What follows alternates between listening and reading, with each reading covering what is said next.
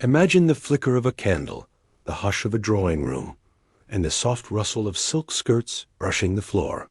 Outside, a horse-drawn carriage clatters past on the cobblestone street, its lanterns glowing in the fog. Inside, a young woman lowers her gaze as a gentleman bows, careful not to overstep the invisible line between propriety and scandal. This was the delicate, dizzying world of Victorian dating, where even a glance could mean everything, and a misplaced word could destroy a reputation forever. Welcome to Asterisk History for Sleep Asterisk, where we travel back in time through the quiet corridors of history, softly, slowly, until the past lulls you to sleep. Tonight, we're stepping into the age of lace and letters, chaperones and secrets, the Victorian courtship in all its strict, sentimental, and sometimes suffocating beauty. You'll discover what love meant in a time when emotion had to be hidden behind decorum, and when passion could only live in ink and silence. Before we begin, if you haven't yet, please take a gentle moment to subscribe to our channel. It helps us keep bringing you these calming journeys into the past, designed for restless minds and thoughtful dreamers. And while you're here, leave a comment sharing what era of history you'd love to fall asleep to next, or tell us when you listen. As the world quiets down at midnight, or as the morning light peeks through your curtains. Now, take a slow breath, settle into your pillow. Let the ticking of an old clock fade into the distance as we begin our story of manners, meaning, and moonlit longing. This is Asterisk, what Victorian dating was really like. Asterisk. To live and love in the Victorian age was to move through a ballroom of invisible boundaries. Every step, every word, every motion between a man and woman was choreographed by a rigid code of behavior that hovered like perfume in the air, sweet, suffocating, and inescapable.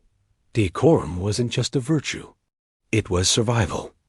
To be seen as improper, even for a moment, could mean social ruin, especially for a woman whose reputation was her most valuable possession.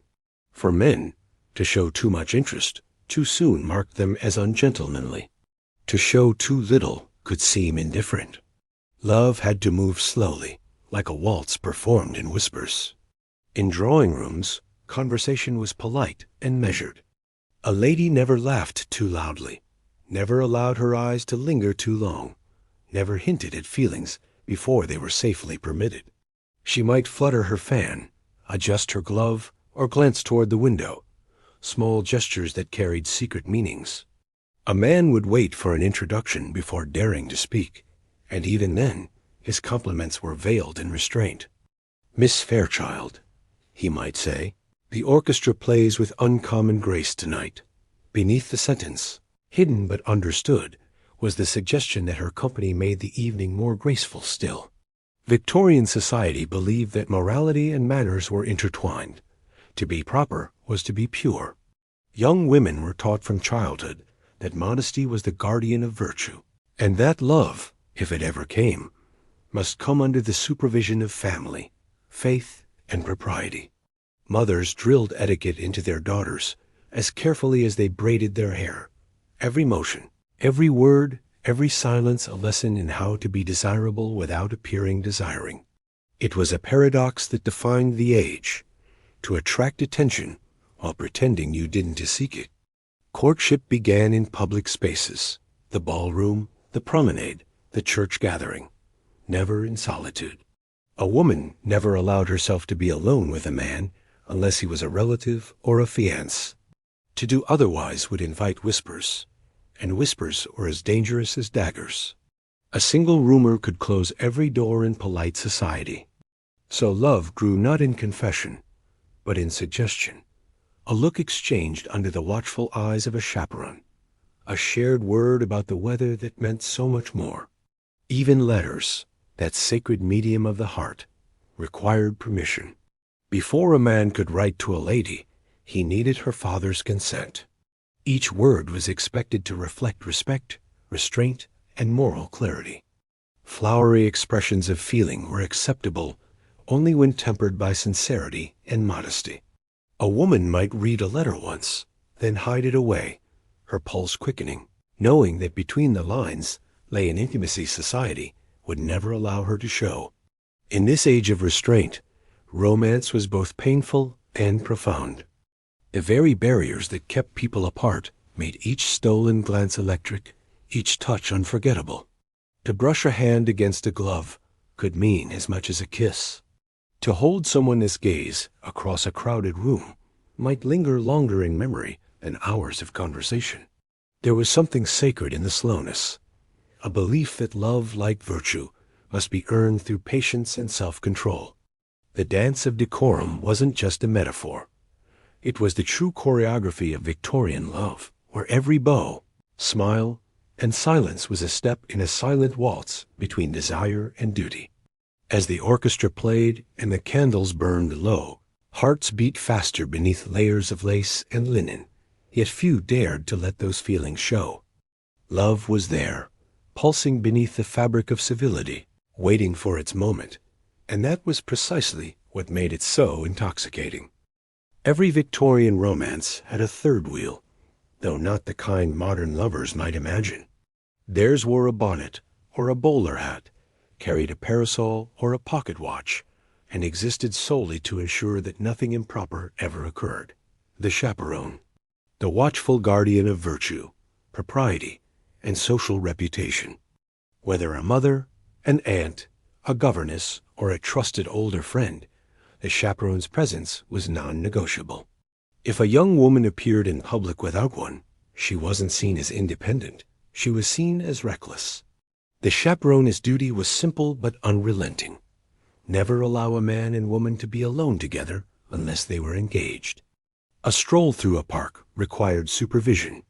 A carriage ride needed an extra passenger. Even a conversation at a ball had to take place within earshot of others. The Victorian belief was that temptation could bloom anywhere, and the only way to prevent impropriety was to ensure constant company. Privacy was the enemy of purity. In polite society, even innocence required witnesses. For the young lovers of the time, this created a strange duality, intimacy beneath observation. They learned to communicate through subtleties, through the art of saying everything without saying anything at all. A gentleman might choose his words carefully, while a chaperone sat nearby pretending not to listen, her attention fixed on embroidery or a fan. Yet she heard everything, and both knew it. Each word, therefore, had to carry double meaning. Enough to suggest affection, but never enough to offend respectability. Curfews, too, were part of this unyielding moral architecture. A respectable lady was expected to return home before night settled too deeply upon the streets. The later hours belonged to the unruly, the immoral, and the unseen, not to women of standing. Balls and dinners had strict endings for those of good breeding. Even the glow of a street lamp could seem dangerous if it shone too long on a woman's unescorted figure. Reputation slept lightly in the Victorian age, and it could be easily awakened by the faintest hint of impropriety. For a young woman, a chaperone was both protector and jailer. Many felt grateful for their watchful guardians, for the world could indeed be cruel to the unaccompanied. Yet others longed for freedom, for the simple pleasure of a private moment, a chance to speak openly without the constant hum of supervision. Some women found clever ways to steal brief moments. A pause by the garden gate, a few minutes alone after church, a letter exchanged through the hands of a sympathetic servant. But every act of secrecy carried risk. A single misstep could mean disgrace, exile from polite company, and an uncertain future. In the wealthier circles of London and Bath, entire social calendars revolved around acceptable, chaperoned interactions. The season, that dazzling parade of balls and outings, was designed to introduce young women to suitable bachelors, always under the gaze of vigilant mothers and watchful aunts. Every outing was a performance, every conversation a negotiation, every smile a calculation between love and decorum. Chaperones weren't merely witnesses. They were gatekeepers, ensuring that romance served family interests and social order. And yet, for all their sternness, many chaperones became silent allies. Some were soft-hearted mothers who turned a blind eye to harmless flirtation. Others remembered their own youth and allowed a certain latitude for whispered affections. A clever couple could learn to maneuver within those narrow allowances, timing a word, a glance, or a touch in the brief moments when the chaperone's attention drifted. In this way, the presence of supervision made love all the more thrilling, a game of secrecy and restraint. When the curfew came, and carriages lined the street to take guests home, lovers would part under the gaslight with polite bows and quiet promises. The chaperone, ever composed, would guide her charge inside, unaware, or perhaps quietly aware, that a heart had just begun to hope. Upstairs, a girl might press her gloved hand to her chest, feeling where his fingers brushed against her glove in farewell. Downstairs, her mother would sip tea and pretend not to notice her daughter's faraway smile. In this world of constant supervision, love was forced to live in the margins. But perhaps that is what made it so enduring. For when every meeting was monitored and every goodbye uncertain, the smallest moments carried the weight of eternity. A word exchanged before curfew, a glance stolen under the eye of a chaperone. Those were the fragments from which entire dreams were built. And long after the candles were snuffed and the doors closed for the night, hearts continued to dance quietly in the dark, waiting for morning and another carefully watched encounter. In a time when open affection was forbidden, the eyes became the heart's only safe messenger. Across a ballroom bathed in candlelight, with violins whispering through the air and laughter floating above polished floors, love often began not with words, but with a glance. In Victorian society, the gaze was everything, bold, delicate, dangerous, and intoxicating. A man could declare admiration with a single look, and a woman could return his interest, or end it, with the faintest movement of her eyes. The ballroom was the stage upon which this silent theater played out. Beneath chandeliers that glimmered like constellations, men and women circled each other like stars locked in gravity. The distance between them was filled with all the things they could not say aloud. Every glance was deliberate, every gesture rehearsed through years of etiquette lessons. To look too long was to invite scandal. To look away too quickly was to seem cold. A skilled flirtation required precision, a heartbeat's worth of contact, just enough to spark curiosity and set a rumor fluttering among the onlookers. Young women learned this art from their mothers and older sisters. Never stare, they were told, but never seem disinterested. A well-timed glance could open a door that words would never dare to approach.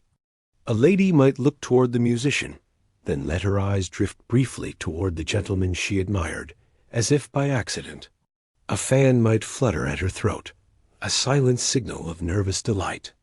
Across the room, he might pretend to focus on the wallpaper or the chandelier, only to glance back when she wasn't looking, though she always was. In this world, emotion hid behind matter. No one admitted to desire, yet every gesture burned with it. The tension of not being able to act made every second electric. When two people locked eyes for just a moment longer than society deemed proper, the air seemed to change, a subtle quickening, a pulse of shared awareness. They might never exchange a single word, yet both would leave that evening changed.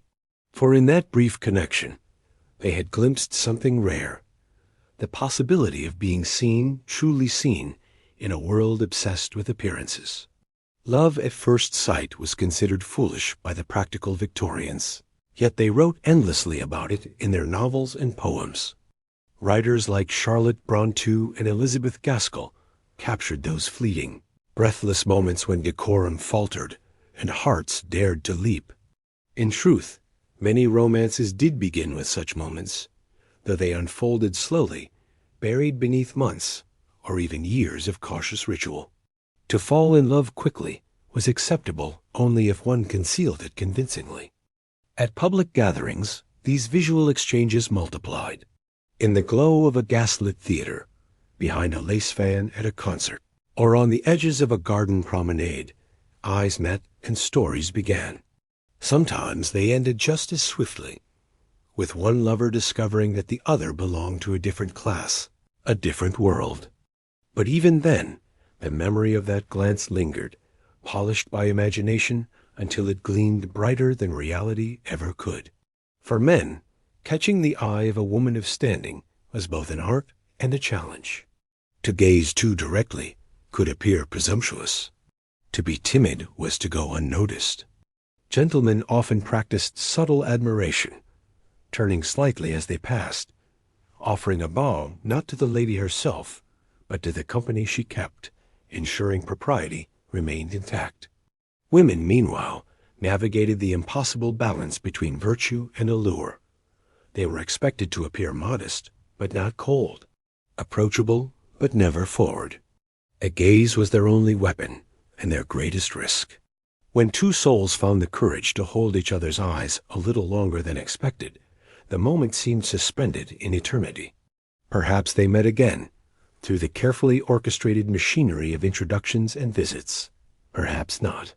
But for those brief seconds across the room, they had shared a secret that no one else could touch. A promise written in silence, sealed by restraint. The Victorians may have lived in a world of rules and shadows, but within those boundaries, love still found its light. As the final dance of the evening began, and the orchestra's notes swelled softly beneath the chandeliers, the lovers' glances might cross one last time. She would smile barely, a flicker like a candle's breath. He would incline his head, heart racing, and turn away before anyone noticed. No vows, no touch, no words. Just the quiet certainty that something extraordinary had happened, hidden within the ordinary. That was Victorian love at first glance, fragile, forbidden, and unforgettable. If glances began a romance, letters gave it life. In the Victorian age, courtship by correspondence was both an art and a sacred ritual. Paper carried what lips could not say. Ink held what propriety forbade. Each letter was a confession wrapped in etiquette, emotions disguised as politeness, longing hidden behind elegant script. The rhythm of love was measured not in heartbeats, but in the slow, deliberate pace of the postal service. Days might pass before a reply arrived, but in that waiting, affection deepened. The act of writing a letter was a performance of sincerity. A gentleman would choose his finest stationery, often embossed with a family crest or his initials, and sit by candlelight, composing each line with care. His pen moved cautiously, balancing honesty with decorum. To express passion too boldly would risk offense. To be too formal would seem cold. He might write, "I find great pleasure in our conversations," when what he meant was, "I think of you endlessly." Each turn of phrase was a negotiation between feeling and restraint. For women, receiving a letter was a moment of trembling significance. It might be handed to her discreetly by a servant, or placed upon a silver tray during tea. She would retreat to her room to read it alone, her heart quickening as she unfolded the page. Every curve of ink, every pause and punctuation, every flourish of the pen was examined for hidden meaning. Did he linger too long on a compliment? Was there warmth behind the formality? The smallest detail could ignite days of secret speculation. A lady could not, however, respond freely. Even her letters were bound by propriety. Before she could correspond with a man, her parents' permission was required, and every exchange was assumed to be conducted with honor. Her handwriting had to be neat, her tone modest, her language pure. The Victorians believed that a woman's character was revealed through her pen. A single imprudent phrase could ruin her reputation as thoroughly as an unchaperoned meeting. Yet within those strict boundaries, emotion thrived. Lovers developed their own codes, subtle references, metaphors, and shared symbols that slipped past society's scrutiny. A pressed flower enclosed within the folds of paper might signify devotion. A poem copied in delicate script could convey affection that speech could not risk. And though every word appeared proper, between the lines lived a world of yearning, a secret shared between two hearts separated by distance and duty. Mail delivery itself became part of the romance. In cities like London, multiple postal rounds occurred each day, and lovers might send and receive letters within hours. A gentleman could post a note in the morning and receive a reply by evening, allowing a relationship to unfold through a rhythm of daily confessions. The postman, unknowingly, became Cupid's most diligent servant, carrying secrets through rain, fog, and soot-filled streets. In rural areas, however, days or even weeks might pass before a response arrived, turning love into a slow, aching patience. Letters were often treasured long after their ink faded. Women kept them in ribbon-tied bundles, hidden in drawers or beneath pillows, rereading them until the paper softened from touch. Men carried folded notes in coat pockets close to their hearts. The act of rereading became a form of intimacy itself, a way to feel near someone who was far away. In these moments, love existed not in the meeting of hands or lips, but in the quiet communion between writer and reader. Sometimes, correspondence was the only way love could exist at all. Families might disapprove, class differences might intervene, or oceans might divide the lovers. But a letter could cross barriers that society could not. It was in these stolen exchanges that the most honest emotions were written, where people dared to say what they could never utter aloud. And though each letter carried the risk of discovery, that very danger made it all the more precious. For many Victorians, the end of a courtship letter was an act of both hope and humility. A man might close with, "I remain, ever yours in admiration," his true feelings trembling beneath the ink. A woman might write, "Yours sincerely," while her heart whispered the words she could never sign. The final fold, the sealing of the envelope, the pressing of wax, these were gestures of devotion, disguised as etiquette. In a world where touch was forbidden and words were guarded, letters became love itself, fragile, fragrant, and immortal.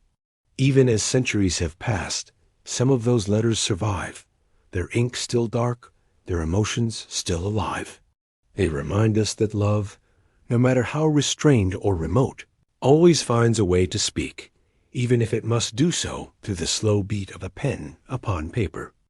Before texts, before telephones, before the luxury of a simple hello, there was the calling card, a small rectangle of thick paper that carried immense social weight. In the Victorian era, this modest piece of cardstock was far more than a polite introduction. It was a symbol of identity, reputation, and romantic intent. To leave one's card at a household was to step onto the delicate stage of social recognition, where every visit, every gesture, and every absence spoke volumes. For a gentleman, the calling card was both his passport and his signature. Usually engraved with his full name in graceful script, it represented his manners, his standing, and his respectability. A well-bred man would never appear unannounced. Instead, he would send his card ahead of him, announcing his intention to pay a call. If the household approved, a return card would be sent, granting him permission to visit. If not, silence was its own answer, a quiet rejection, as clear as if the words had been spoken aloud. For women, especially those of the upper and middle classes, calling cards were part of daily social life. Visits were scheduled like rituals, often occurring in the late afternoon during what was called calling hours. During this time, parlors filled with polite conversation, tea, and the careful exchange of cards and compliments. Married women or widows could receive visitors at home, while unmarried women were almost never permitted to do so without their mothers or chaperones present. The drawing room was a stage, and each visitor played their role with precision. When romance entered the picture, the calling card became more than mere civility. It became code. A gentleman might leave his card at a family's residence, subtly signaling interest in a daughter of the house. His name embossed in fine letters was an introduction and an inquiry at once. The family would consider his reputation, his connections, his fortune. Only after careful deliberation might an invitation be extended. Love, in this way, began not with emotion, but with presentation. The card opened the door. Character and charm had to do the rest. There were rules, of course, countless, intricate rules. A corner folded down on a calling card could convey specific messages. The upper right corner bent indicated a personal visit, while the lower left suggested a note of condolence. A turned corner might mean the card was delivered in person rather than by servant. Even the way the card was left, in a tray, on a silver platter, or with a servant's hand, reflected layers of meaning. It was a quiet, paper-bound language of social positioning, and everyone fluent in society understood its grammar. In the world of Victorian romance, a woman might treasure a particular card, her heart stirring at the sight of a name printed in elegant black ink. She might glance at it before placing it in her writing desk, the faintest smile betraying her hopes. To her, that small rectangle represented a possibility, one step closer to being courted properly, one heartbeat nearer to the delicate waltz of affection that propriety allowed. For some, the calling card system was frustratingly impersonal. Everything depended on appearance, rank, and reputation. A man without social connections could find himself forever waiting for reciprocation that never came. Likewise, a woman of lesser means might receive the card of a gentleman far above her station, knowing full well that no serious offer could follow. Still, people played the game, because in this age, every romance, like every relationship, began within the confines of ritual. Calling cards also offered the thrill of secrecy. Some daring lovers found ways to twist etiquette into opportunity. A gentleman might deliver his card personally and linger just long enough for a brief exchange of words. A lady might happen to be in the hallway when the tray was presented. Servants, too, became quiet accomplices, carrying cards, and sometimes letters, with discretion money could easily buy. Thus, even within the polished surface of manners, small rebellions of the heart found their way through. The trays that held these cards were themselves symbolic, often made of silver or porcelain, resting near the front door like altars of civility. Each card represented a connection, a potential friend, ally, or suitor. Visitors would glance discreetly at the tray to see who else had called recently. Gossip was born there, among bits of paper and ink. Did you see that Mr. Weatherby has been calling on the Fairchilds? Someone might whisper. 3 times this month. From there, stories bloomed. For love, the calling card ritual was both barrier and bridge. It kept emotions at a distance while giving them a place to begin. It transformed the simplest gesture, leaving one's name behind, into a quiet act of hope. And in a world where passion had to be filtered through formality, even that small act carried a pulse of daring intimacy. The card was just paper, yes, but to those who left or received it, it meant everything. An introduction, an invitation, a beginning. In the Victorian world, beauty was not left to chance. Attraction was a carefully crafted art, woven through fabric, posture, and restraint. To be desirable was to embody virtue, refinement, and self-control, not to dazzle, but to suggest. Fashion became both armor and invitation, a language of silk and starch through which men and women spoke silently to one another. Every detail, from the tilt of a hat to the choice of gloves, carried meaning. What you wore said who you were, and who you hoped might notice. For women, fashion was a performance of purity and class. The ideal figure was modest, curved but covered, graceful without appearing bold. Corsets cinched the waist until breath itself became a whisper. Layers of petticoats and crinoline gave skirts the fullness of a bell, transforming each movement into a slow, deliberate sway. High collars and long sleeves concealed skin, but revealed elegance. Lace and ribbon adorned everything, whispering femininity in a world that prized demure restraint. Even colors carried coded messages. white for innocence, lavender for gentility, pale blue for modesty, and deep burgundy for quiet sophistication. A lady's beauty was never to appear intentional. Her hair was arranged meticulously, coiled and pinned into perfection, yet styled to look effortless. Her perfume was faint, never bold, the scent of violets or rosewater rather than something exotic or sensual. A single glimpse of a wrist as she reached for her teacup could stir imagination more than 1,000 unveiled shoulders. That was the Victorian paradox. The less revealed, the more imagined. Mystery was a lure, and modesty was the theater in which desire performed its quiet play. Men, too, were bound by fashion's unspoken rules. A gentleman's appearance was a reflection of his honor and seriousness. His suit was tailored, his boots polished to a shine, his hair neatly parted and scented faintly with pomade. Bright colors were left to the dandy, the eccentric, or the artist, while most preferred dark, sober tones of black, gray, and navy. A well-tied cravat or carefully brushed top hat could communicate dignity as eloquently as a letter. Even facial hair became a statement. The full beard suggested wisdom and stability, while the clean-shaven face implied youth and ambition. Every thread and gesture signaled reliability, restraint, and refinement. When men and women met in social settings, their attire framed their unspoken dialogue. A lady's gown might shimmer beneath the gaslight, drawing attention to her posture, her grace, the measured precision with which she moved. A gentleman, noticing, might offer a compliment so subtle that it sounded like a comment on the weather. "The evening is most becoming," he might say, and she would know exactly what he meant.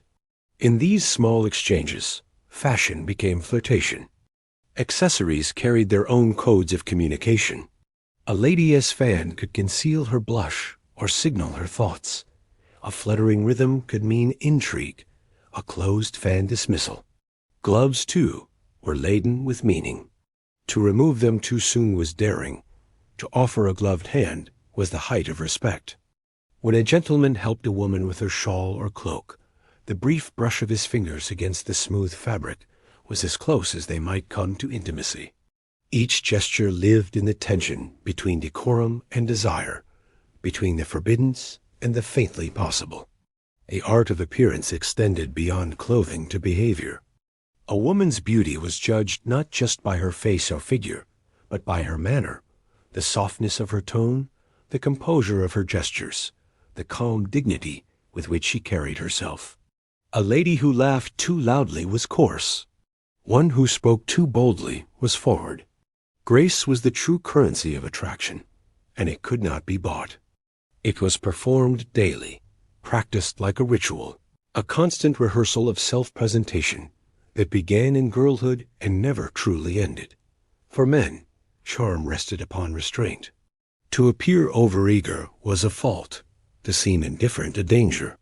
The ideal suitor was attentive but composed, protective but never possessive, and always deferential to the lady's comfort. His confidence was quiet, his gestures precise. He might glance toward her as the orchestra began to play, then look away before anyone noticed. His success lay not in declaring admiration, but in being the sort of man who could inspire it without words.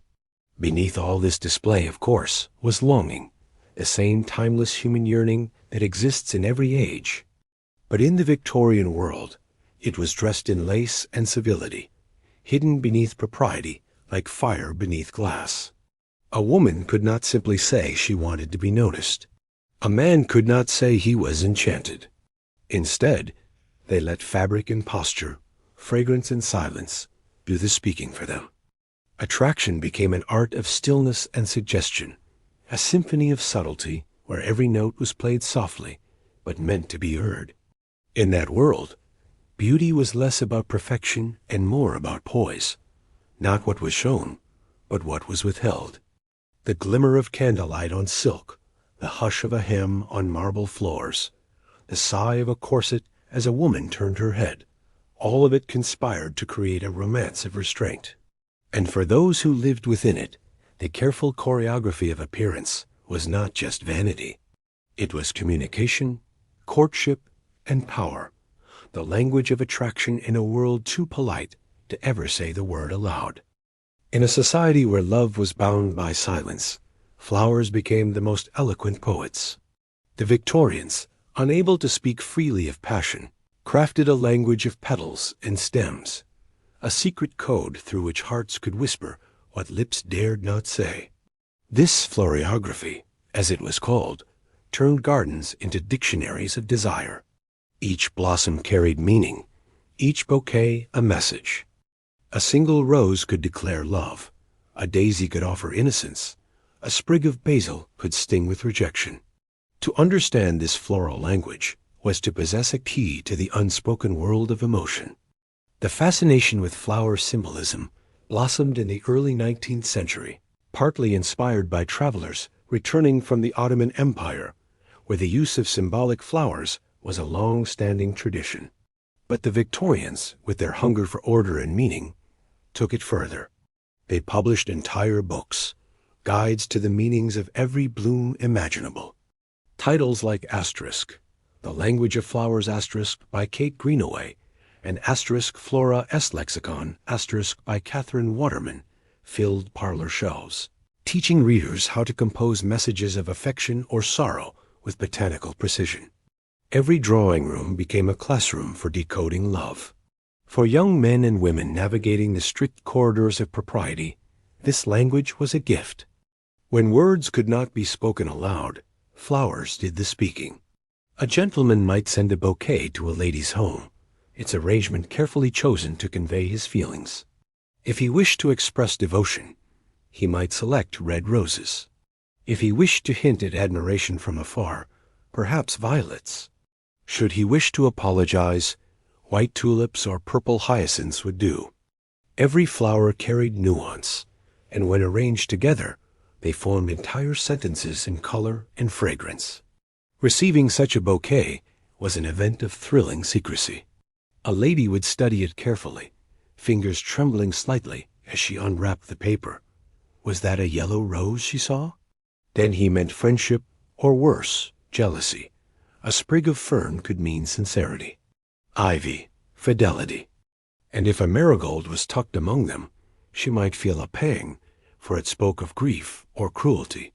The message depended not only on the flowers themselves, but also on how they were given. A bouquet presented with the right hand signified agreement or acceptance. With the left, rejection.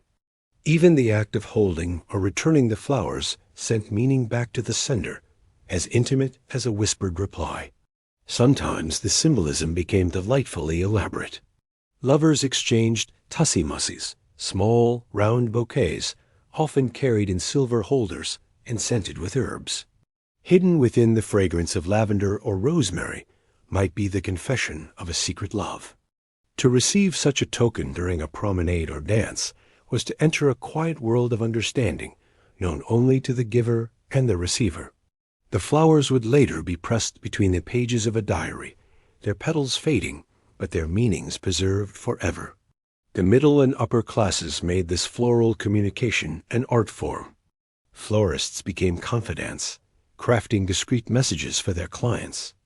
A gentleman unable to visit the woman he adored could send flowers instead, trusting the blossoms to say everything he could not.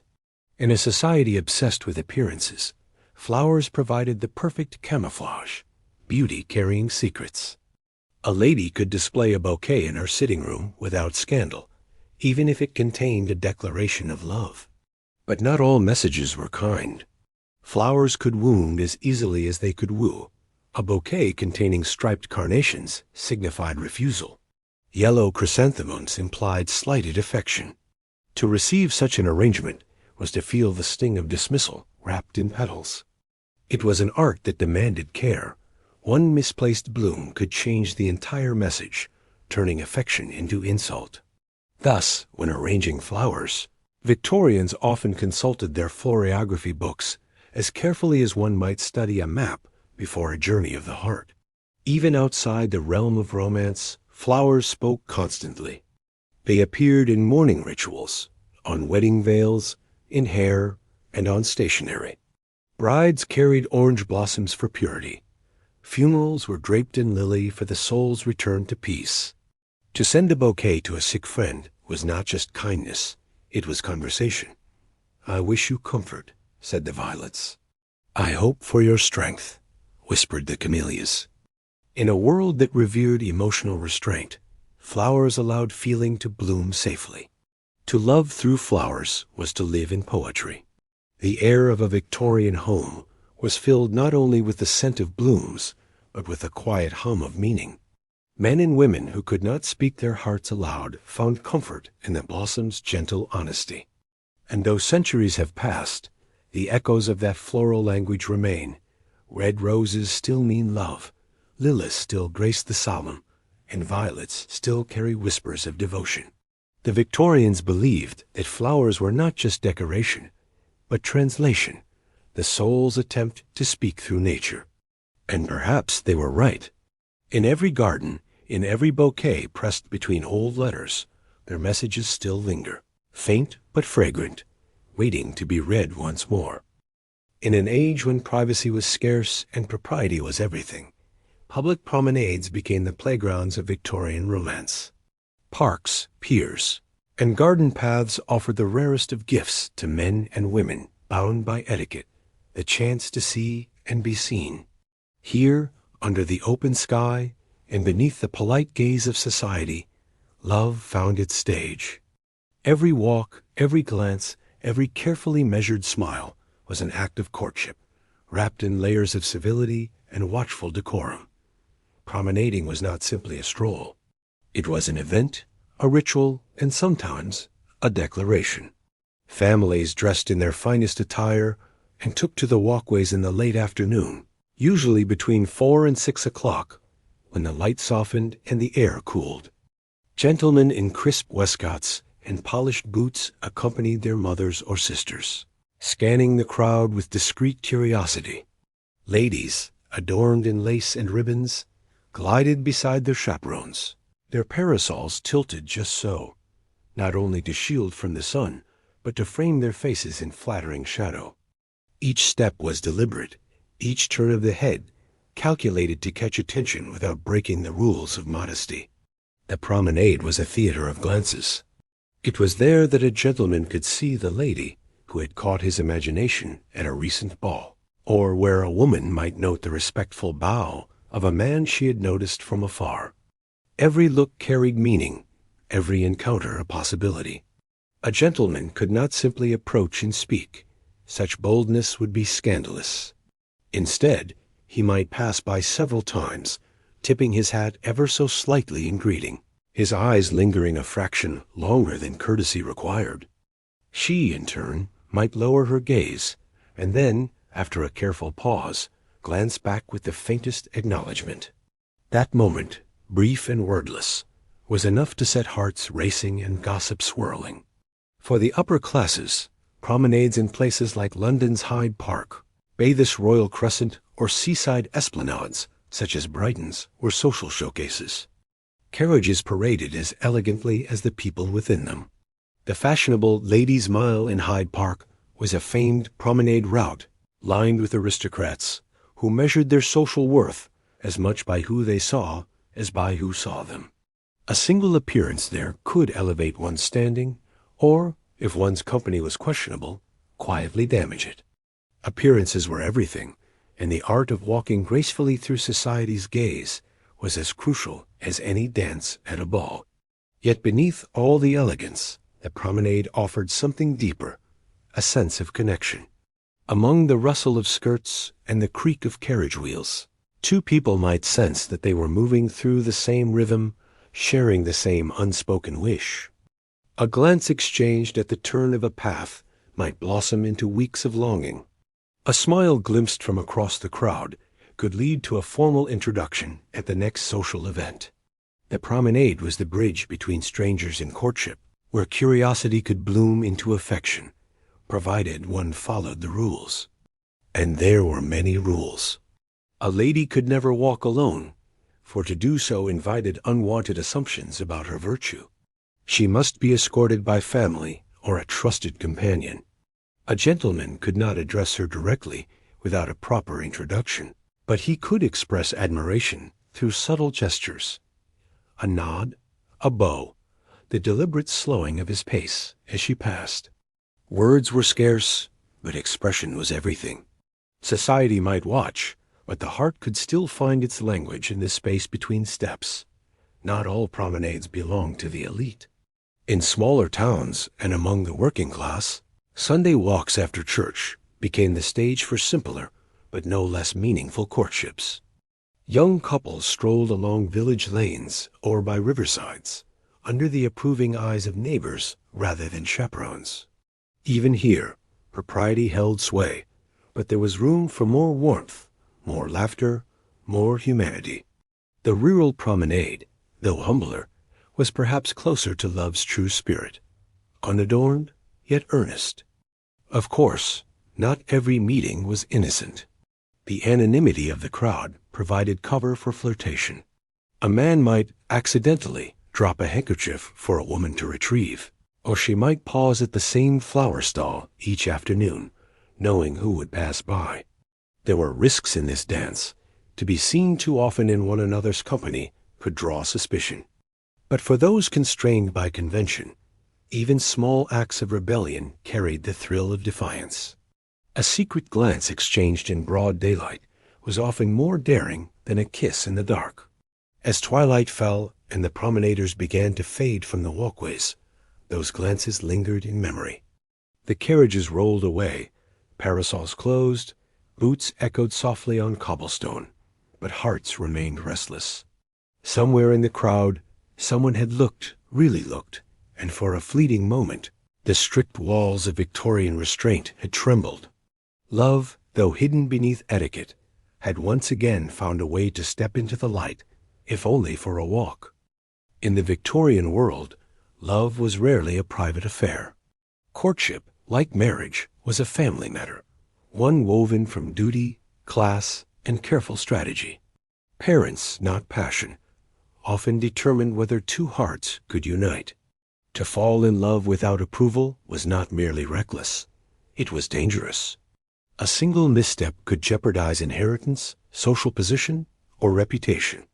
Thus, the parental hand hovered over every romance, guiding, approving, or forbidding as it saw fit. For many, love in the Victorian age was as much about negotiation as it was about affection. From the moment a daughter came of age, her parents, especially her mother, took on the role of manager and protector. A young woman's reputation was the family's currency. To marry well meant securing comfort, respect, and stability. To marry poorly meant disgrace or hardship. A mother's greatest triumph was to see her daughter engaged to a man of means and good standing. And so she watched her child's every interaction, every letter, every social visit with careful eyes. A kind word from a gentleman, a dance too long, a glance too eager, all were measured, catalogued, and interpreted through the lens of family ambition. Fathers, too, played their part, though often in more practical ways. Marriage was viewed as an alliance, a joining of fortunes and names. A suitable suitor was one whose prospects promised security. Love might be welcomed, but it was not essential. What mattered most was whether the man could provide, and whether his family's reputation aligned with their own. Fathers approved engagements, negotiated dowries, and in some cases refused proposals that lacked financial merit. The romantic idea of marrying for love alone was a luxury few could afford. For the sons of well-to-do families, expectations were equally heavy. A gentleman's choice of bride could determine not only his happiness, but his standing among peers. To marry beneath one's station was to invite whispers and risk disinheritance. Many young men, especially heirs, faced gentle but firm pressure to choose wisely, meaning advantageously. A bride's beauty was admired, but her background mattered more. Was her family respectable? Were there debts or scandals hidden in their past? These questions echoed louder than any declarations of affection. In this intricate dance of love and duty, parental influence was both shield and shackle. Some parents genuinely sought their children's happiness, believing that true affection should accompany good sense. Others saw marriage purely as transaction, an exchange of names, land, and lineage. For daughters in particular, disobedience carried dire consequences. To defy one's parents was to risk social exile, to lose both financial support and familial affection. Some young women submitted quietly to arranged matches, resigning themselves to lives of polite companionship rather than passion. Others, more daring, plotted secret romances that tested the boundaries of obedience. Letters and diaries from the time reveal the tension that simmered beneath the surface. Many women wrote of yearning for freedom, for the right to choose whom they loved without fear of censure. Yet they also feared the ruin that defiance could bring. "I know he is not approved," one young woman might confide to her journal, "but I cannot help my heart from inclining toward him." Such sentiments were rarely spoken aloud. To love outside one's parents' approval was to live a double life, outwardly composed, inwardly conflicted. Mothers were often torn between the roles of guardian and confidant. Some conspired quietly with their daughters, allowing discreet meetings or encouraging correspondence with a suitor they secretly approved of but could not publicly endorse. Others enforced propriety with iron will, convinced that indulgence would lead to ruin. The maternal chaperone was both a gatekeeper and, at times, a silent ally, depending on which side of love she stood. There were fathers, too, who softened with time. Some were moved by the sincerity of a suitor's devotion, or by their daughter's quiet unhappiness. In rare cases, parental opposition melted into acceptance, and love triumphed with a sigh rather than a scandal. But these were exceptions. More often, family honor weighed heavier than sentiment. A daughter's tears might be acknowledged, but her father's signature determined her fate. The influence of parents extended even beyond engagement. They oversaw wedding preparations, managed finances, and often chose the home where the new couple would live. In many cases, the bride and groom continued to depend on family support, both financial and social, long after their vows. The reach of parental power was not easily escaped, even by marriage. And so, for many Victorians, the pursuit of love was also the pursuit of autonomy, a longing to belong to oneself as much as to another. Yet within this web of control and convention, there were glimmers of rebellion. Lovers found ways to outwit the system. Secret letters slipped through servants' hands, meetings arranged under false pretenses, elopements whispered about in parlors with a mix of horror and envy. These small acts of defiance hinted at a deeper truth, that love, even in an age of restraint, refused to be fully contained. For every marriage arranged by parents, there was another forged quietly by choice. For every young woman who obeyed, another dreamed of running away. And for every father who drew the line, there was a daughter who dared to cross it. The Victorian family may have ruled romance, but the heart, quietly, persistently, found its own way to rebel. In the delicate architecture of Victorian society, reputation was everything. It was more valuable than wealth, more fragile than glass, and once cracked, nearly impossible to mend. Every smile, every word, every glance between a man and a woman was weighed and whispered about. A single misstep could transform admiration into condemnation overnight. For Victorians, love existed not only between two hearts, but also in the watchful eyes of the world, and those eyes never closed. Gossip was the unseen currency that flowed through parlors and drawing rooms. It traveled faster than the post, leaping from lips to letters, carried by servants, friends, and family alike. It shaped reputations as surely as law shaped order. To be spoken of kindly was to be safe. To be whispered about was to be in peril. For women, especially, the line between respectability and ruin was perilously thin. One unchaperoned meeting, one letter discovered, one rumor of impropriety could destroy a lifetime's worth of careful behavior. A tarnished reputation meant social exile. an invisible sentence without trial or mercy. The fear of scandal shaped every interaction. At a dance, a lady might decline a second waltz with the same partner, lest it suggest undue familiarity. In correspondence, she might avoid affectionate phrases, knowing how easily letters could be intercepted or misread. Even her choice of company reflected her caution. To be seen too often with a particular gentleman before engagement invited suspicion. Politeness was armor, and silence was survival. Those who strayed from this path, willingly or otherwise, paid dearly. For men, the rules were more forgiving, but not without consequence. A gentleman could survive whispers more easily than a lady, yet his character was still measured by the company he kept. To be linked romantically with a woman of poor repute could diminish his standing among peers. Respectability was expected of him, though he was rarely held to the same moral standard. Still, a man who openly pursued scandal risked being labeled as a rake, charming, perhaps, but unsuitable for serious society. Even privilege could not fully protect against the corrosive power of rumor. Scandal did not require truth to thrive. A mere suggestion was enough. Servants overheard a conversation. A carriage was seen leaving at a strange hour. A letter went astray, and suddenly a story was born. Newspapers, too, played their part. By the mid-19th century, the rise of the popular press turned private indiscretions into public spectacles. Society columns fed on gossip, printing veiled allusions to affairs and improprieties. The higher one's social rank, the more delicious the scandal became. To live well was to live watched. For women, the stakes were cruelly uneven. A man's flirtation might be forgiven.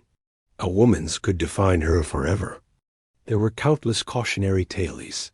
The girl who smiled too brightly at a dinner party, the widow who entertained too freely, the governess accused of encouraging affection from her employer.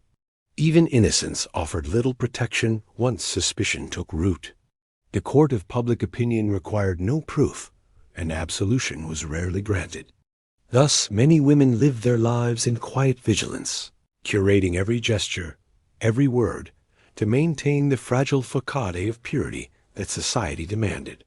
Some scandals began not in sin, but in love. Secret engagements discovered, runaway elopements intercepted, or forbidden romances revealed.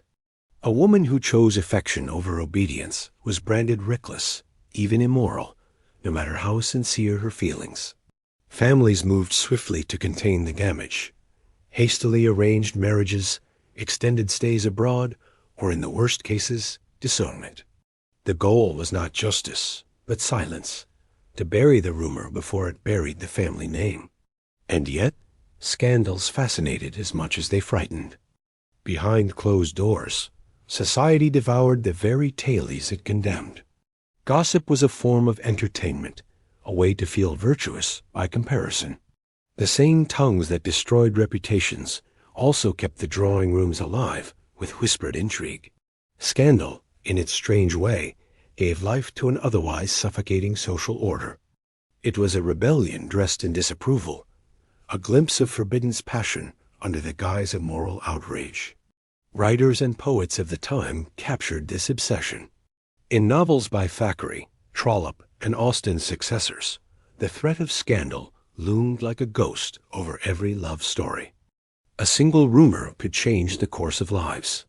Readers thrilled to these tales because they mirrored reality, a world where love and ruin were always just one whisper apart. The Victorians, for all their restraint, were deeply human.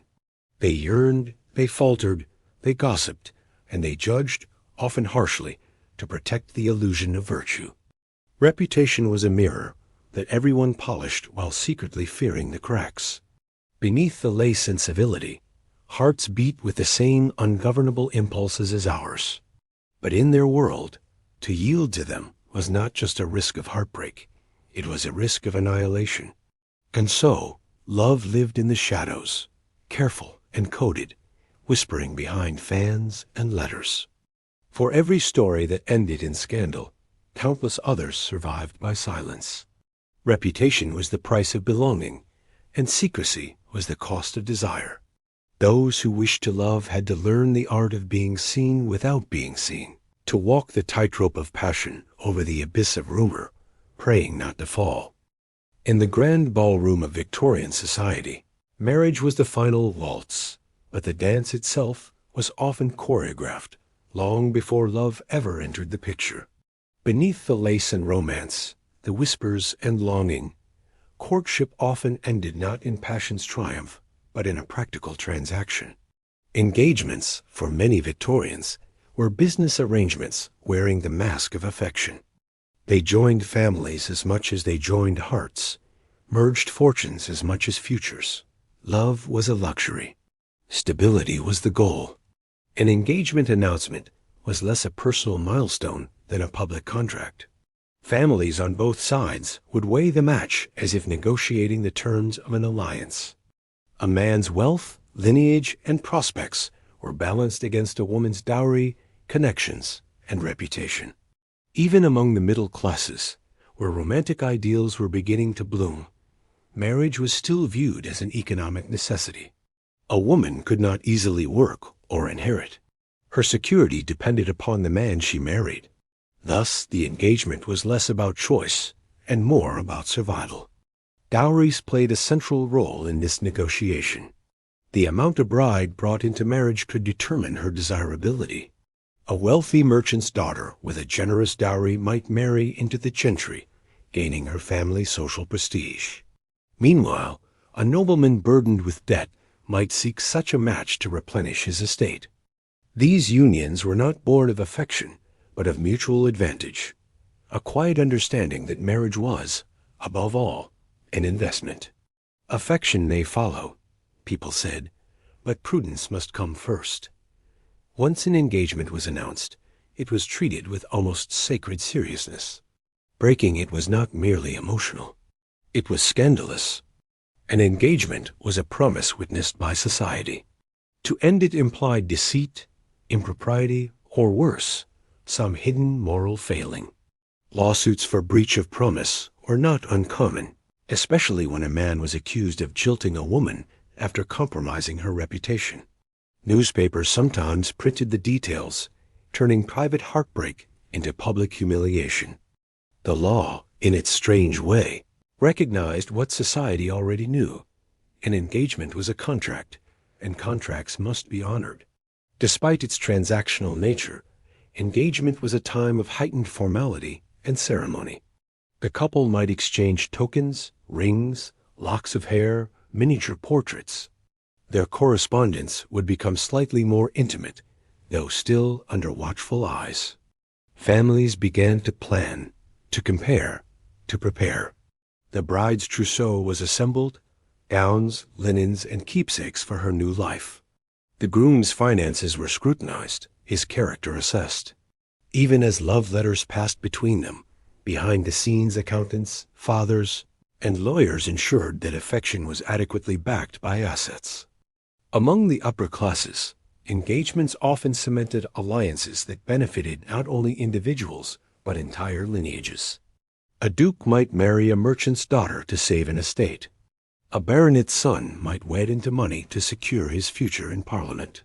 Marriages like these preserved the illusion of gentility while quietly reshaping the social order.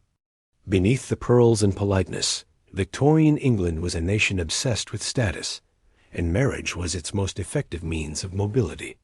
Yet, amid all this calculation, genuine affection did sometimes bloom. The long process of engagement, often lasting months or even years, allowed couples to know one another within the confines of propriety. They exchanged letters, shared supervised visits, and began to build the emotional foundation that society would soon recognize as marriage. Many Victorians found happiness within these arranged or semi-arranged matches. Others endured them with quiet resignation, their hearts left behind in a past forbidden or forgotten. For women, the engagement was both liberation and confinement. It marked the end of uncertainty. She was now spoken for, but it also signaled the loss of freedom. Her future was fixed, her role defined. Every gesture, Every conversation became preparation for her transformation from daughter to wife. Men, too, felt the weight of expectation. Engagement meant financial readiness, responsibility, and the quiet understanding that boyhood had ended. Both entered into an institution far larger than themselves, bound by duty to family and society. In the middle and working classes, love began to play a more visible role. The rise of industrial wealth and urban life allowed more people to marry for affection, though even then, economic prudence could not be ignored. A factory foreman might wait years before proposing, saving enough to support a wife. A governess might fall in love, but be forced to decline a suitor who could not offer stability. Love was treasured, but it was never free. Engagements were celebrated with parties and teas, with newspaper announcements printed for all to see. Yet behind every toast was calculation. Who gained? Who lost? Who rose a step in society? Every union carried ripples of consequence. For the Victorians, marriage was both a personal dream and a public strategy, the place where sentiment met survival. And still, amid the ledgers and the lace, something tender persisted. Two people might begin as a business arrangement, but as they exchanged letters, shared glances, and prepared for their vows, affection could grow quietly, unexpectedly. Many discovered that love, though rarely the architect of their engagement, could become its most enduring result. The Victorians believed in prudence, but even they could not legislate the heart. And so, behind every signed agreement and arranged match, love still waited, patient, polite, and quietly persistent. For all its rules and rigid morality, Victorian society could not silence the oldest truth of all, that love rarely obeys the law of men. Beneath the layers of etiquette, the watchful eyes of parents, and the heavy hand of reputation, forbidden love still flourished. It lived in glances across class lines, in letters that should never have been written, in moments stolen from duty. The Victorians may have prized restraint, but their secret passions burned fiercely behind the lace curtains of respectability. To love outside one's class was the most common and perilous defiance. England in the 19th century was a nation obsessed with hierarchy. Every person had a place, and to cross those invisible borders was to invite scandal. A gentleman falling for a servant girl was not just frowned upon, it was considered a moral failing. A lady enamored with a man of lower birth faced ruin beyond repair. Love between unequal ranks was viewed not as romance, but as transgression, a betrayal of order, decency, and the family name. Yet it happened constantly. Servants saw the lives of their employers more intimately than anyone else. A maid might brush her mistress' hair each morning and secretly ache for the quiet smile of the master's son. A tutor might linger over a lesson a moment too long, feeling an affection that he dared not name. These loves lived in silence, sustained by small kindnesses, a kind word, a shared book, a passing touch of the hand. They knew the cost of discovery, dismissal, disgrace, and a future in shadow. Yet for some, even a fleeting affection was worth that price. Love across class was not the only forbidden kind. Religion, too, could divide hearts as sharply as wealth. In a nation torn between Protestant and Catholic traditions, interfaith romances were fraught with peril. Families feared that such unions would corrupt belief and invite social isolation. Letters between such lovers often read like confessions, torn between devotion to faith and devotion to each other. They prayed for divine permission, even as they defied the doctrines that bound them. Sometimes the barrier was not class or faith, but circumstance. Married men and women, trapped in loveless unions of convenience, sometimes found comfort elsewhere. Victorian society condemned adultery with fire and fury, especially in women, but passion refused to vanish merely because vows were spoken. A husband's infidelity might be quietly ignored. A wife's could end her life as she knew it. Those caught in such entanglements lived dangerously, meeting in rented rooms or exchanging letters under false names. For them, love was both salvation and damnation, the only thing that made life bearable, and the very thing that could destroy it. Literature of the age was filled with such stories because they mirrored reality. In the pages of Hardy, the Brontes, and even Dickens, love was constantly at war with society. Readers saw themselves in these forbidden romances, the yearning, the risk, the terrible beauty of wanting what one cannot have. To the Victorians, the allure of forbidden love was both moral warning and emotional confession. It revealed what propriety tried to conceal, that beneath the moral surface of the age beat hearts no different from our own. Not all forbidden love was tragic. Some found ways to endure, in secret marriages, in quiet lives lived far from London's gossip and glare. There were couples who fled across borders to Scotland or the continent to wed in peace. Others remained hidden within society itself, living parallel lives under false pretenses. Servants who married secretly, widows who took lovers quietly, gentlemen who defied their families and faced disinheritance. All paid dearly, but some found happiness in their rebellion.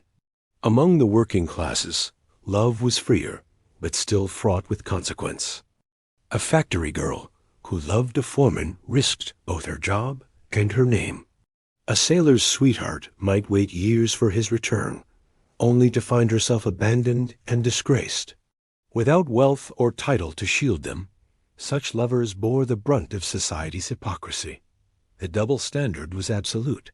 Men were forgiven. Women were condemned. Yet even in its sorrow, forbidden love carried a strange dignity. It was pure in its defiance, untainted by calculation. Where arranged marriages were born of duty, these loves were born of choice. They asked for nothing, no dowry, no title, no blessing, only the right to exist. And that, in the Victorian world, was the most radical request of all. The image of forbidden lovers haunted the Victorian imagination. The lady at her window, watching the man she cannot have. The postman carrying a letter too dangerous to deliver. The final meeting in a rain-drenched street before they part forever. Such moments were both heartbreaking and beautiful because they revealed the human soul unclothed, raw, yearning and brave enough to love despite the cost. For the Victorians, to love freely was to risk everything. Yet many did. And in doing so, they left behind stories that outlived the strict codes that condemned them. Their love, though forbidden, became immortal, whispered in novels, painted in portraits, remembered in songs. It was the quiet rebellion of the heart against the empire of restraint, a reminder that no era, however rigid, can ever truly conquer love. Far from the polished parlors and candlelit ballrooms of the upper classes, another kind of love story unfolded in the crowded streets and smoky air of industrial Britain. For the working class, love was not a matter of lace and letters, but of survival and shared struggle. It was raw, unvarnished, and profoundly human. There were no chaperones or carriages here, no calling cards or formal invitations.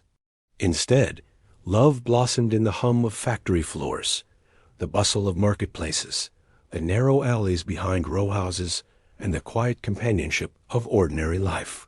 In this world, romance was simpler and yet, in many ways, more real. Courtship began not in drawing rooms, but in the rhythms of work and community. A young man might meet a woman at the textile mill or the bakery, exchanging glances between shifts. A miner might walk his sweetheart home from the tavern or the church social. For many, love was the rare softness in lives hardened by labor. It provided moments of tenderness amid exhaustion. A whispered promise by the fire, a shared loaf of bread, a walk through the smoky twilight after a long day's toil.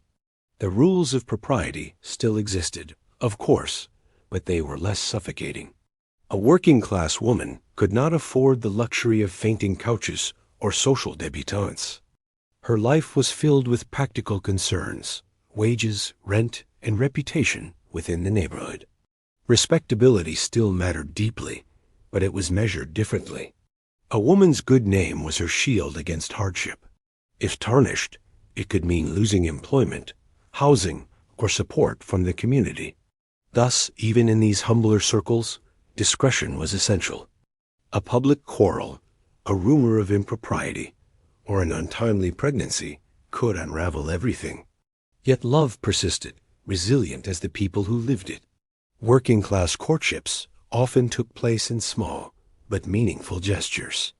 A man might save weeks' worth of wages to buy his sweetheart a ribbon or a brooch. A woman might pack an extra piece of bread for him to take to work. These were not grand gestures of romance, but quiet expressions of devotion, grounded in necessity and sincerity.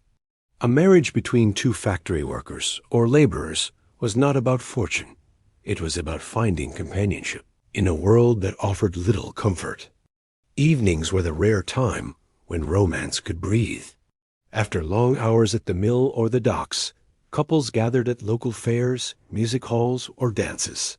The music halls, in particular, were places of escape, filled with laughter, songs, and flickering gaslight. There, young men and women could flirt more openly, at least for a few hours, before returning to the strict realities of daily life. These were moments when love felt free, if only briefly, from the weight of work and worry. Marriage among the working class was often practical, but rooted in deep loyalty. A husband and wife depended on each other not just for affection, but for survival. They shared income, raised children together, and faced illness, unemployment, and hunger side by side. In cramped tenements, where walls were thin and privacy scarce, love was a kind of partnership against the world. Quarrels were common, but so were reconciliations born of necessity and care. Their devotion was not gilded with poetry, but forged in endurance, a testament to strength rather than sentimentality. Women, however, bore much of the burden. They worked long hours in factories, cleaned their homes, raised their children, and still were expected to maintain moral virtue. A working-class woman's respectability could be her only protection in a society eager to judge. Yet, despite hardship, many of these women found moments of beauty, decorating their windows with flowers, saving pennies for small luxuries, writing love letters filled with spelling mistakes, but overflowing with sincerity. Their love was not refined, but it was genuine. Men, too, faced pressure. To marry, a man was expected to prove he could provide, however meagerly. Many delayed marriage until they could afford a stable roof and steady wage. Others, unable to wait, wed young and faced poverty together. In the poorest quarters of cities like Manchester or London's East End, love sometimes flourished amid ruin, a defiant act of humanity in places where survival itself was a daily struggle. For many working-class couples, romance never ended with the wedding day. Life after marriage was filled with hardship, yes, but also companionship.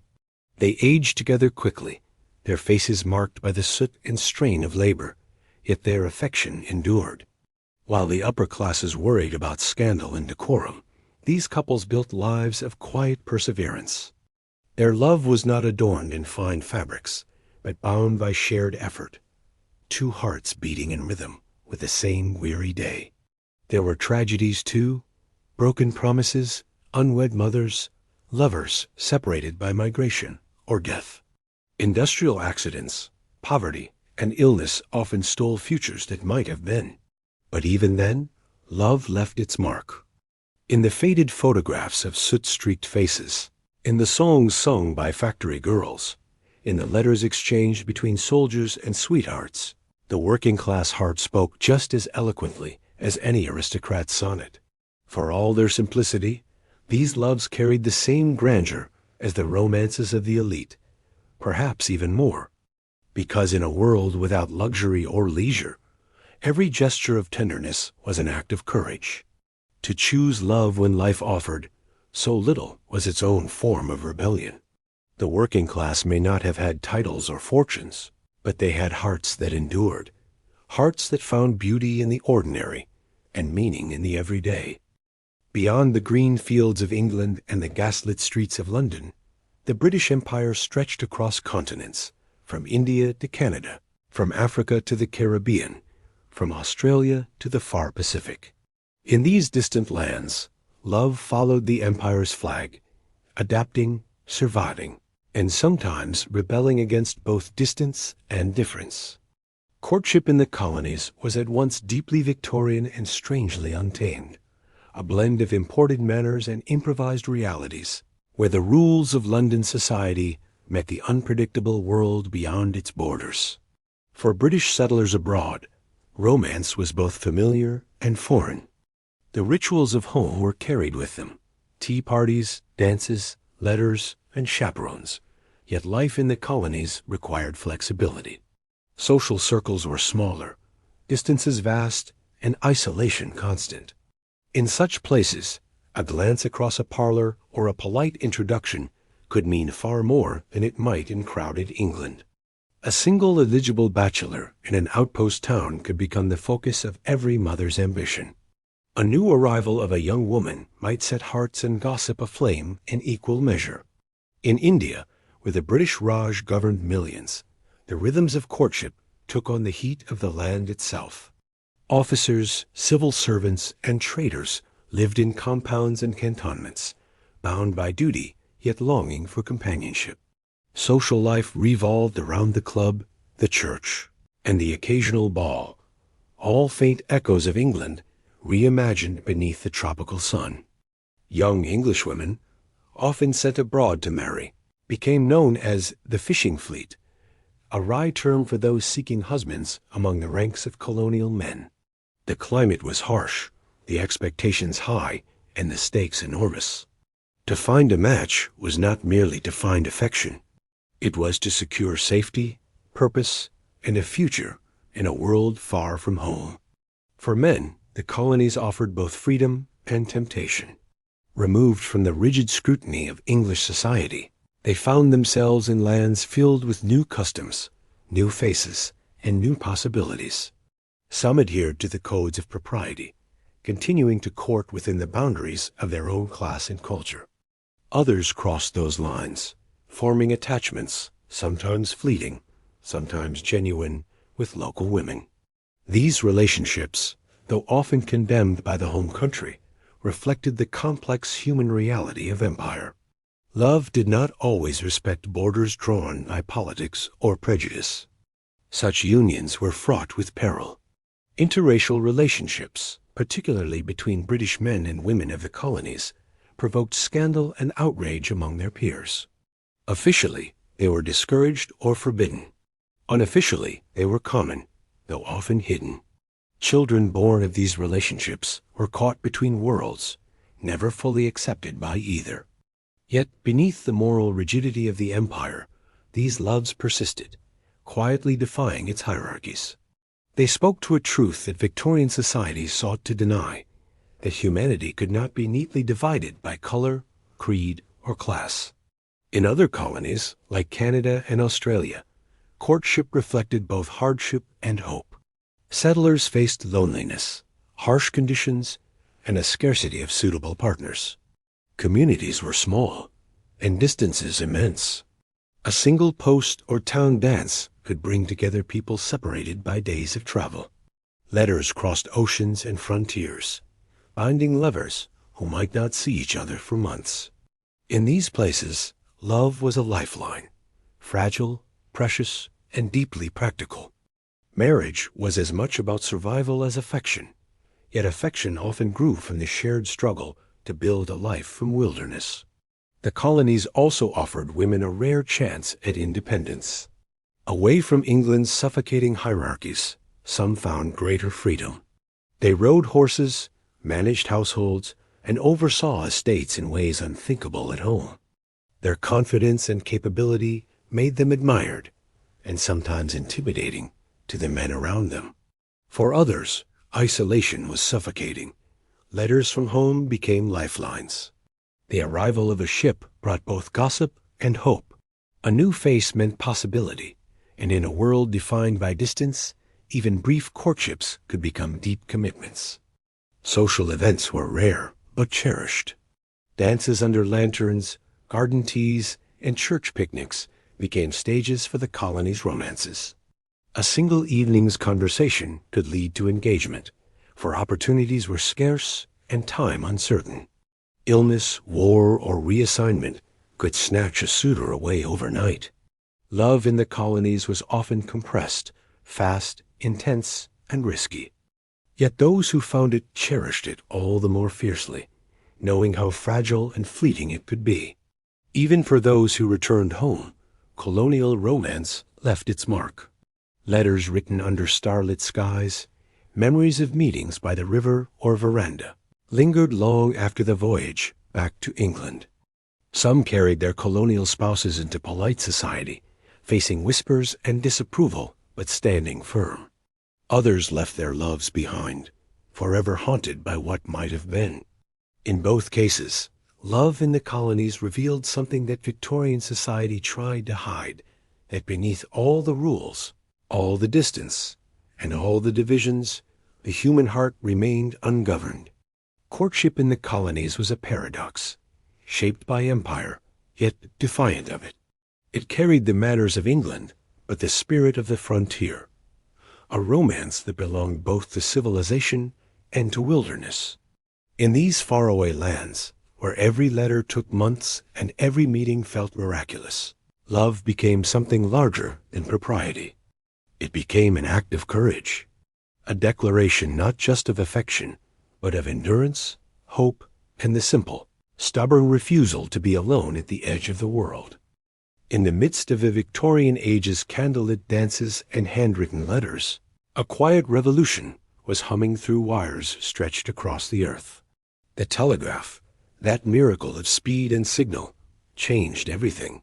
For the first time in human history, words could travel faster than the wind, crossing continents in seconds instead of weeks. It was as though the heart itself had found a new pulse, one measured in dots and dashes rather than ink and paper. And just as the telegraph connected nations, it also connected hearts. Before the telegraph, romance was a patient art. Lovers wrote letters and waited days or months for replies. Every silence was heavy with uncertainty. But suddenly, a message could cross oceans in moments. The telegraph shrank distance, and in doing so, reshaped the experience of longing. Men posted messages from distant cities or foreign stations. Women waited by the telegraph office, their hearts fluttering with each click of the machine. What had once been a ritual of waiting became one of trembling immediacy. A telegram could bring joy or devastation in a single line. Of course, this new form of communication was reserved for those who could afford it. Telegrams were expensive, each word carrying a cost, and thus every message had to be concise. Sentences were stripped of ornament and hesitation. Safe, miss you. Love always. Arriving Wednesday. Forgive me. These small fragments, urgent and bare, carried more emotion than entire pages of Victorian prose. Lovers learned to speak in shorthand, to compress affection into the simplest language. In a time known for excess and formality, the telegraph introduced a strange new poetry, the beauty of brevity. The telegraph also gave rise to a new kind of romance, one that existed entirely through signal. Telegraph operators, seated in distant offices, began to recognize each other's hands, the rhythm and style of the Morse code they tapped. Stories soon spread of operators who fell in love through the wires, communicating in private codes during the quiet hours of the night. Their conversations traveled invisibly, sparks of electricity leaping through miles of wire between two unseen souls. Many of these telegraph courtships ended in real meetings and marriages. Others remained forever disembodied, a romance of rhythm and pulse. Victorian society, at once fascinated and fearful of technology, viewed these connections with both wonder and suspicion. Some saw the telegraph as divine, a modern miracle linking humanity through invisible threads. Others saw it as dangerous, a disruption of the old moral order. If love could travel by wire, could propriety keep pace? The thought of men and women sending secret messages in code scandalized the moralists. Yet progress could not be stopped, and soon the telegraph became as essential to daily life as the post. In war and travel, the telegraph became a lifeline for lovers separated by duty. Soldiers in distant lands sent brief messages to reassure those waiting at home. Alive, think of you, returning soon. Those words, delivered through the trembling hand of a telegraph clerk, carried more comfort than volumes of letters ever could. Yet they also carried heartbreak. A woman might stand in the telegraph office, hands shaking as she opened the envelope, to find just a few words that ended her world. Regret to inform you. In those moments, the miracle of speed became the instrument of grief. The telegraph also intertwined with another Victorian marvel, the railway. Together, they collapsed distance and transformed the geography of love. No longer confined to one's own village or social circle, people could travel farther, meet more, and communicate faster. The world grew smaller, and with it, the rules of romance began to stretch. A suitor could court by letter and telegram, travel to propose, and return home the same week. The rhythms of love, once dictated by the slowness of time, now kept pace with machines. Some Victorians embraced this modernity eagerly. To them, technology was not the death of romance, but its rebirth. The thrill of receiving a telegram from a distant lover was electric, a heartbeat delivered through wire. Even the act of waiting outside a telegraph office, surrounded by others with anxious faces, created a shared humanity, a quiet communion of hope and fear. In that moment, love was no longer private. It was part of a vast network of longing that stretched from city to city, continent to continent. Yet for all its novelty, the telegraph did not replace the letter. It merely changed its role. The telegram became the heartbeat. The letter remained the soul. Lovers might send a quick message, "Miss you, all is well," followed by long letters filled with reflection and tenderness. The telegraph's brevity made the letter's fullness all the more precious. Technology did not end sentimentality. It intensified it. The Victorians, ever sentimental, simply found new ways to express old feelings. In hindsight, the telegraph was the first digital romance, love transmitted by code, affection measured in speed. It bridged distances that had once seemed impossible, hinting at the future where hearts would connect across even greater expanses. It changed not just communication, but the imagination of love itself. The notion that one could be far away, yet still present, that words could travel faster than touch, became the new frontier of intimacy. The Victorians called it lightning love, a phrase that captured both its wonder and its danger. For in those flashing moments between dots and dashes, humanity glimpsed what would come to define the modern world. Love that defies distance, bound not by proximity, but by connection. And though their world was bound by corsets and candlelight, the telegraph taught them what we still know today, that even across vast distances, the heart finds a way to speak. In the grand theater of Victorian romance, men and women were cast in roles written long before they were born. Courtship was a performance, intricate, restrained, and guided by rules that dictated who could speak, who could listen, and who could act. For men, love was pursuit wrapped in politeness. For women, it was reception cloaked in modesty. Every interaction was a negotiation between desire and decorum, a slow and deliberate dance where both partners knew the steps, but not the ending. For the Victorian gentleman, courting was a test of both patience and propriety.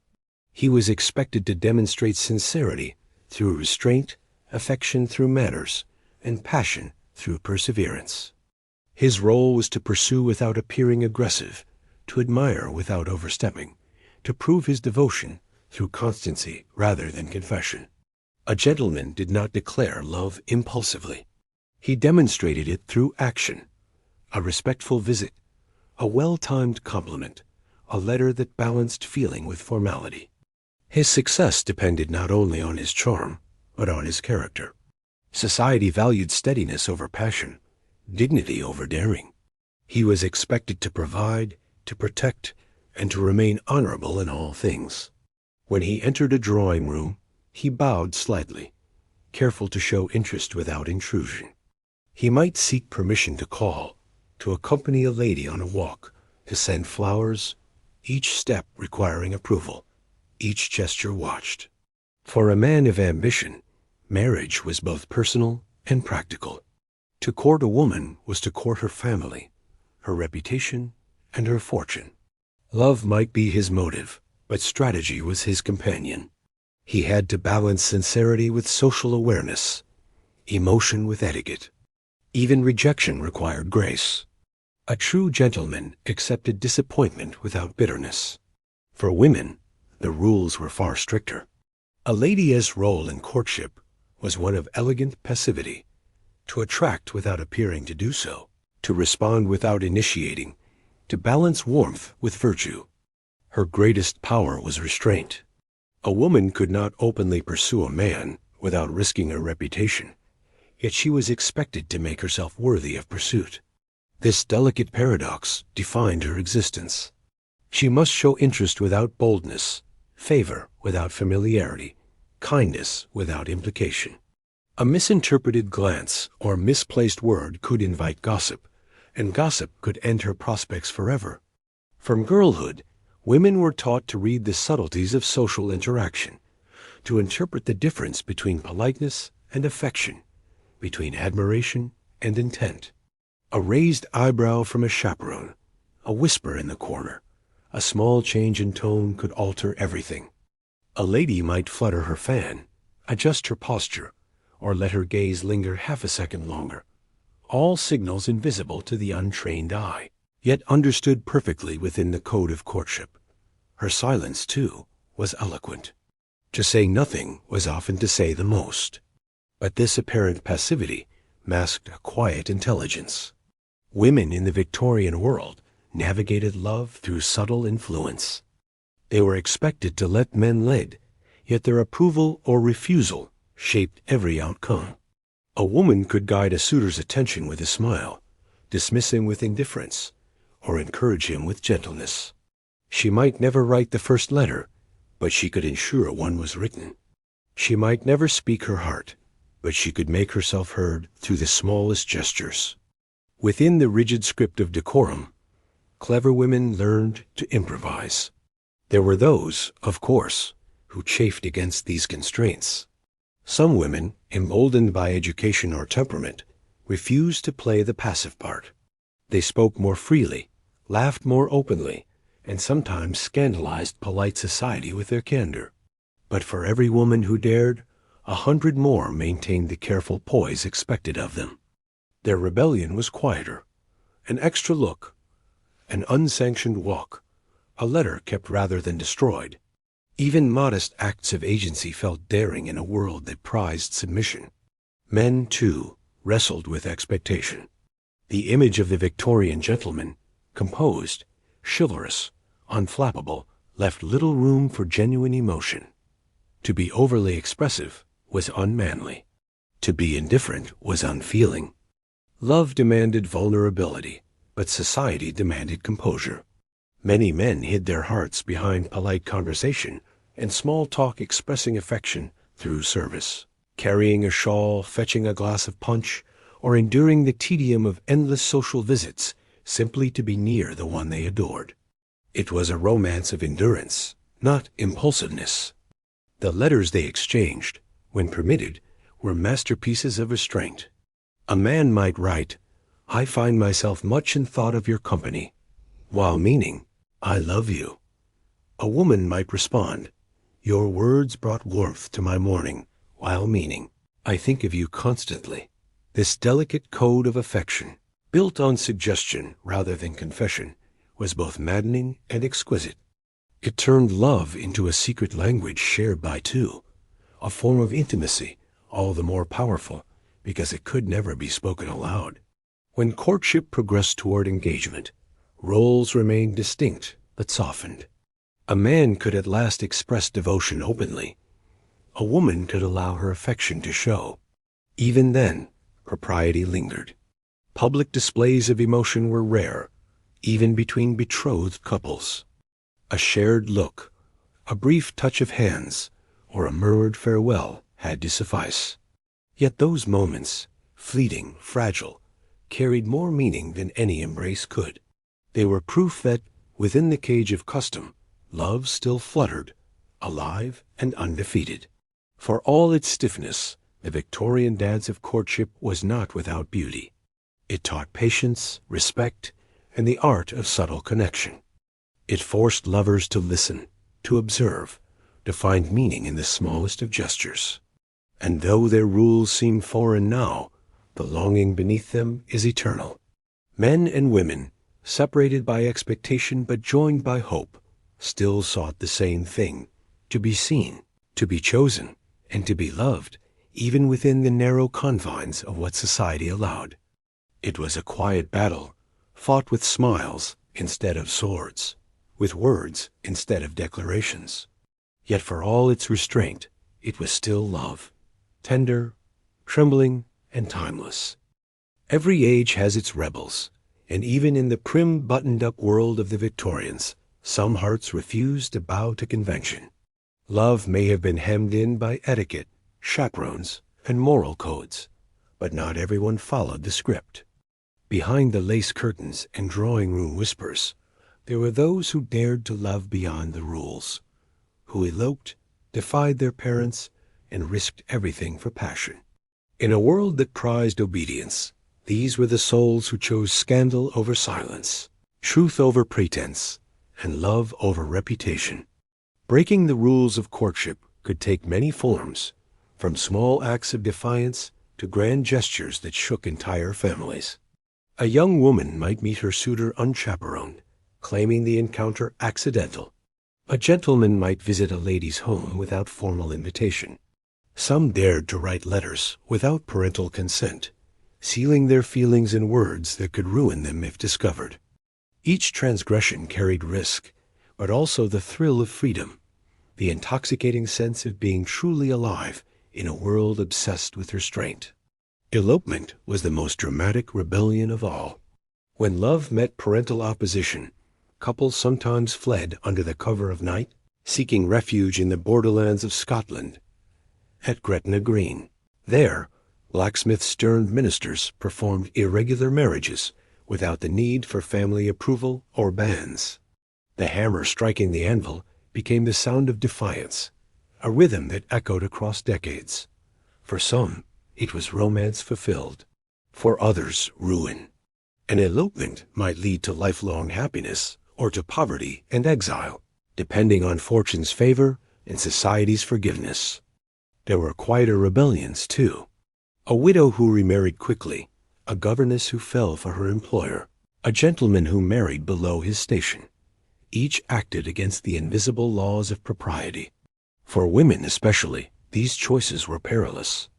The same act of love that might brand a man as daring could condemn a woman as fallen. Yet some accepted the cost. They loved openly and faced the world's judgment with dignity, believing that a life of truth, however short or difficult, was worth more than a lifetime of repression.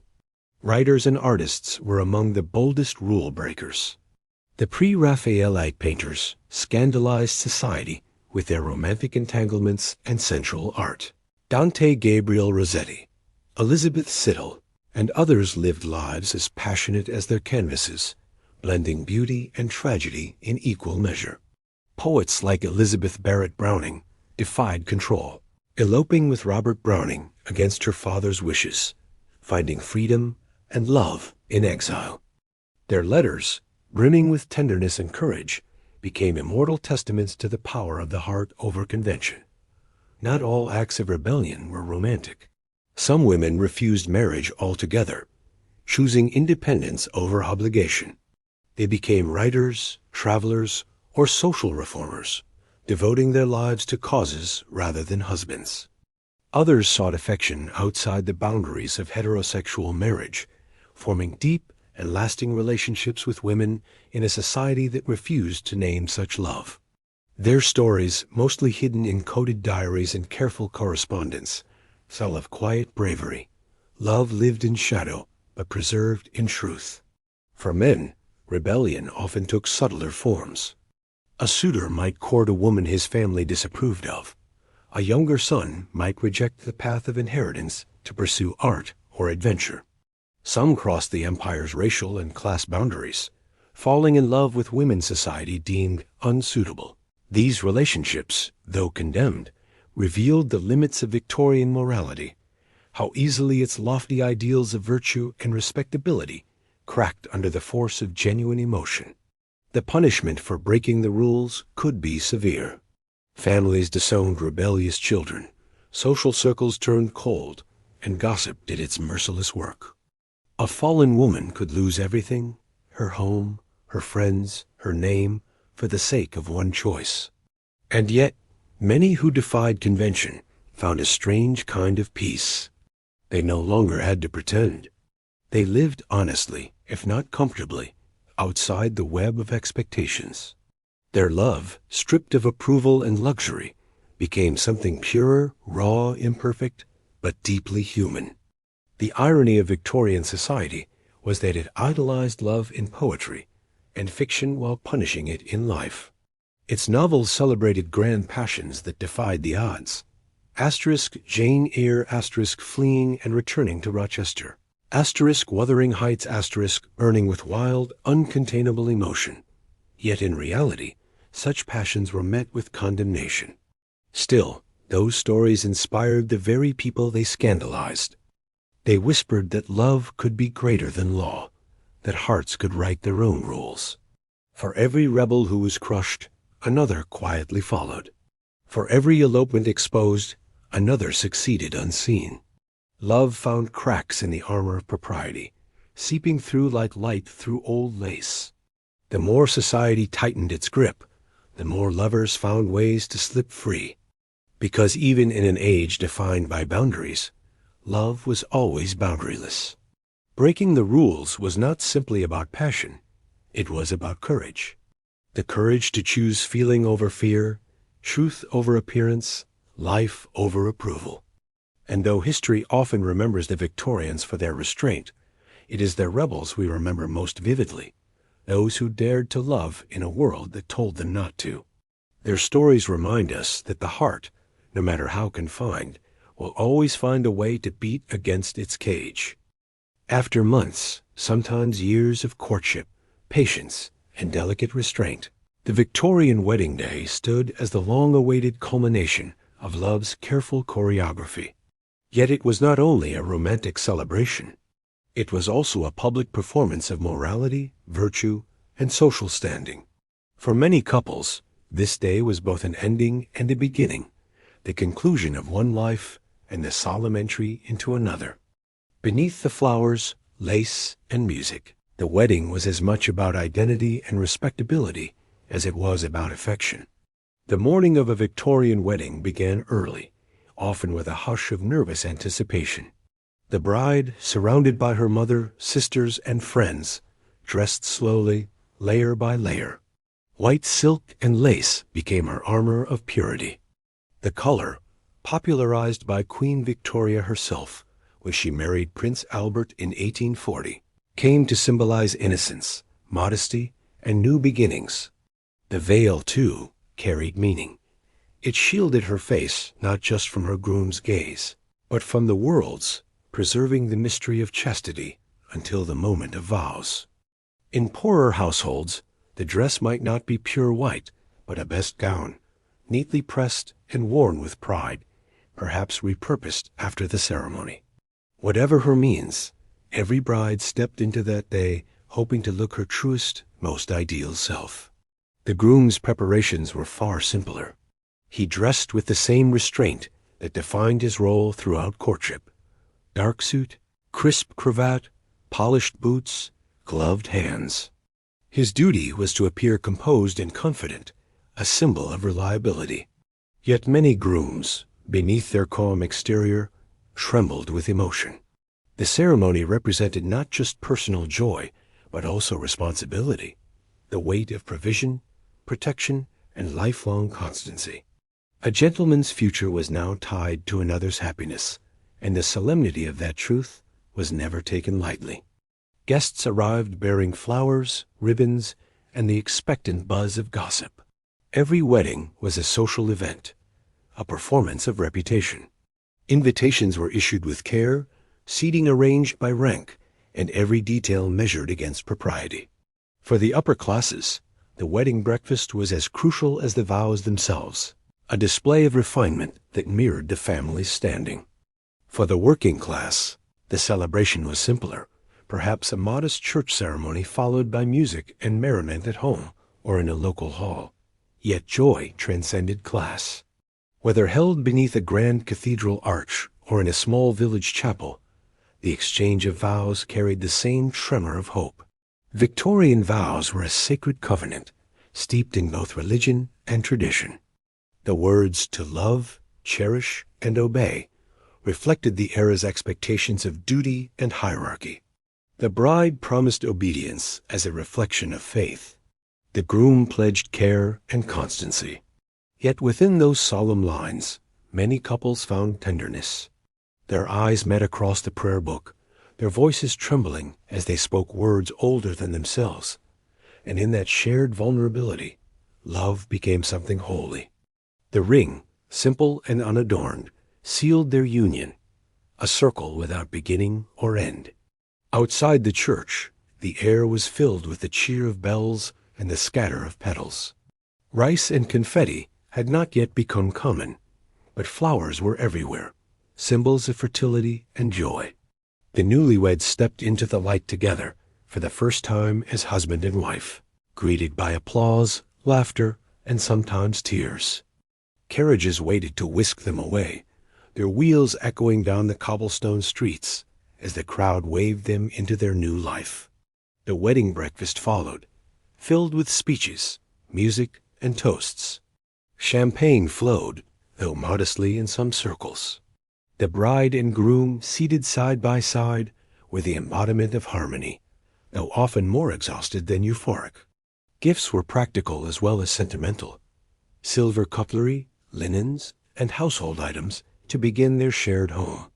Every item carried the hopes of family and friends, for prosperity, for peace, for patience. The cutting of the cake, a newer tradition in the mid-century, symbolized their first act of unity. When the festivities ended and guests departed, the day's gaiety gave way to quiet. The carriage ride after the wedding breakfast was a moment of stillness.